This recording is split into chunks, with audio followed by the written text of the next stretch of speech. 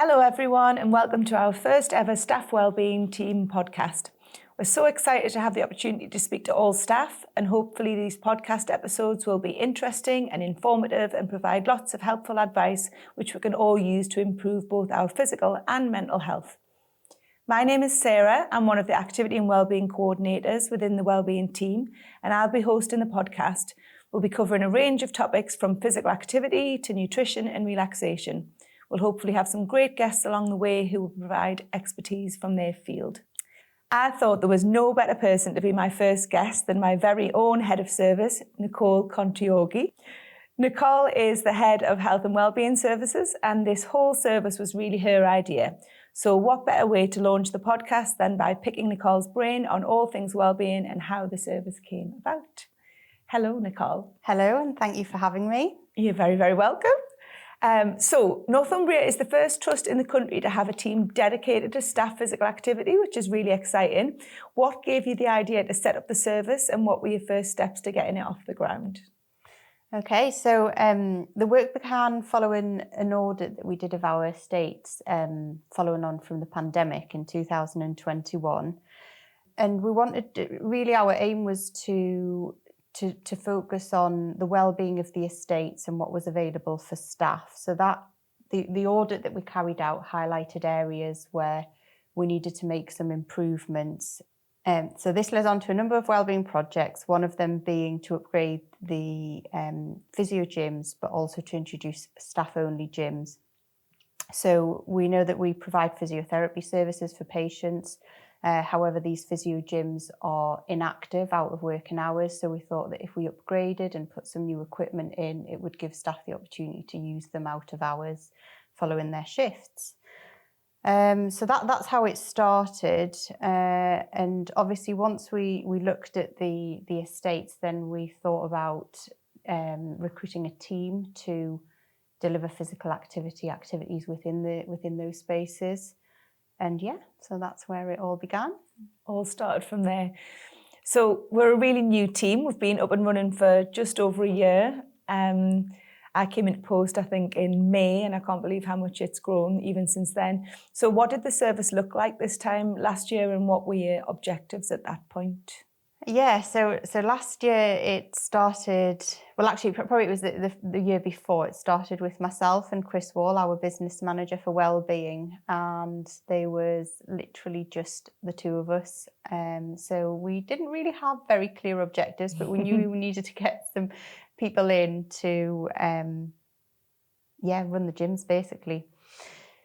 So at that moment in time, so this time last year, we had about 50 wellbeing members from our services. Now, bearing in mind, our trust has anything between 10 and 12,000 staff.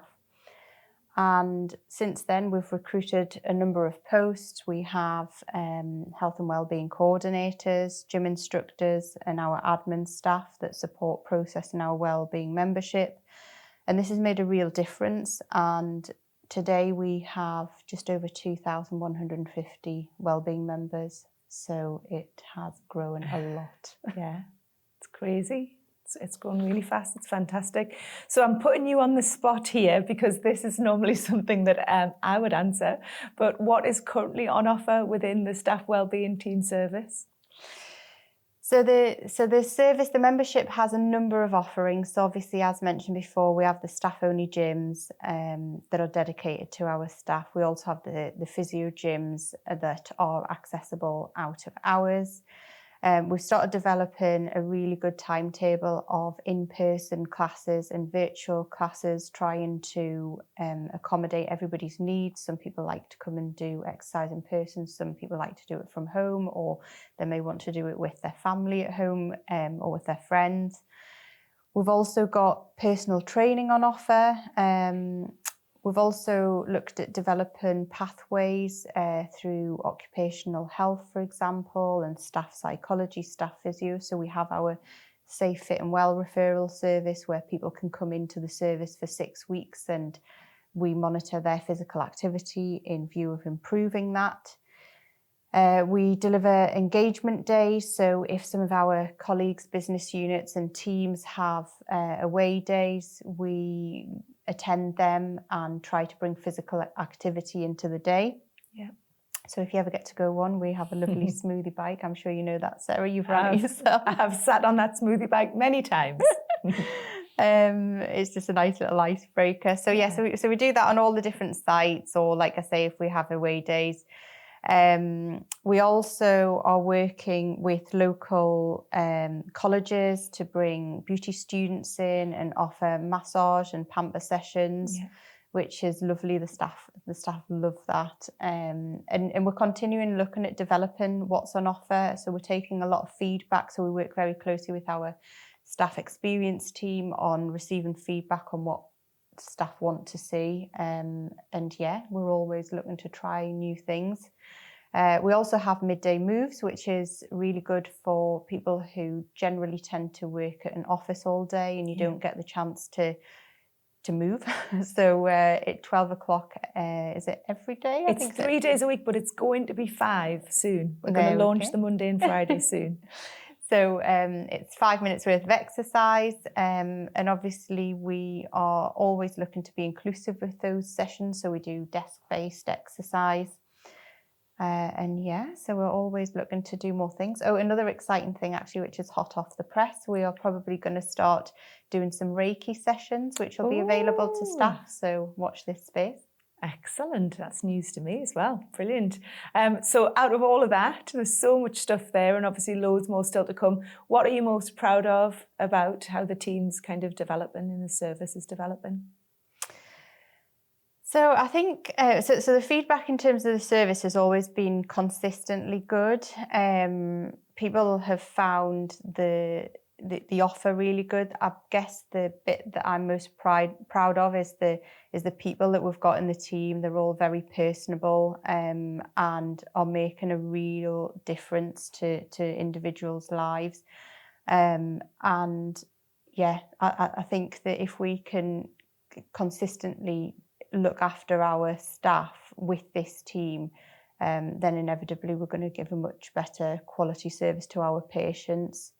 So I'm really proud of the team that deliver. Oh, brilliant. And here's the big one, putting you on the spot again. Where do you see the service in 5 years' time?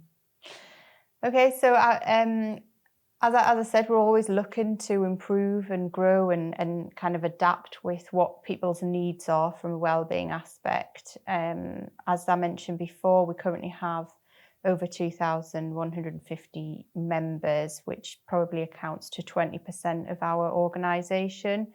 I would love that to be in the 60s and 70% in the future.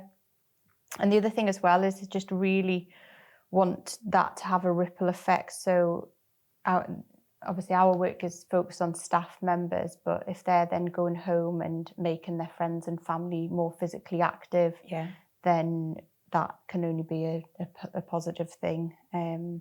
And we are an NHS organisation, but for me it's about us being the picture of health and giving that message. Yeah, making that ripple effect, I suppose, through families and communities. Excellent.